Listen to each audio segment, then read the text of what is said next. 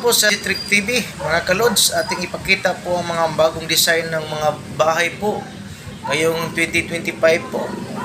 5 klase lang ang bahay po mga kalods. Tingnan natin ang mga design nila, siguradong magugustuhan po ninyo.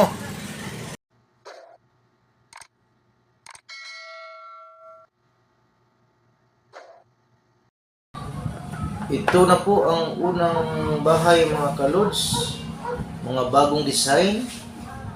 Makita natin sa video yan, naka-extreme line siya. At half po ang amakan, half ang concrete po. Parang design niya po, yung hollow blocks niya ay nandyan pa rin ang forma. Pero may finishing na po yan mga kalods. Ganda tingnan. Parang dark green ang glass niya. Ito na naman ay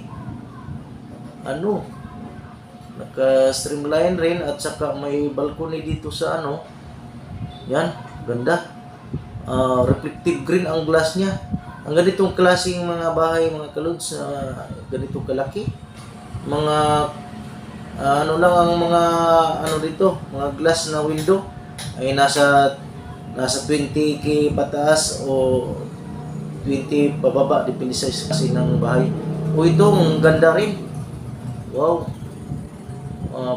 Parang may pagka-beige yung kulay niya. Clear glass lang yata to.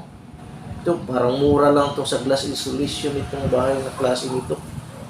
Ang ganda. Diretsuhan lang nga ito, hindi siya naka-streamline.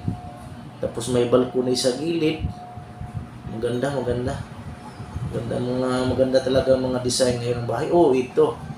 May ay diretso at saka parang streamline rin yung niya, yung harapan ay parang maluag. Ito, ang ganda rin ito.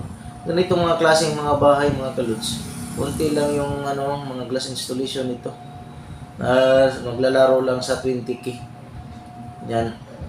Ang ganda mga kalods.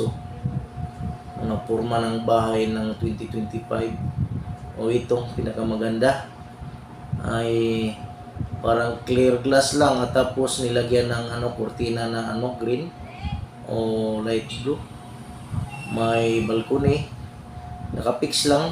Kunyan, ilagay ko yan, tatlo na uning. Yan tatlo na may glass. Dapat may yan uning. Yung ganda talaga mga kalods. Salamat sa ating pagsubaybay sa G-Trick TV. Thank you very much.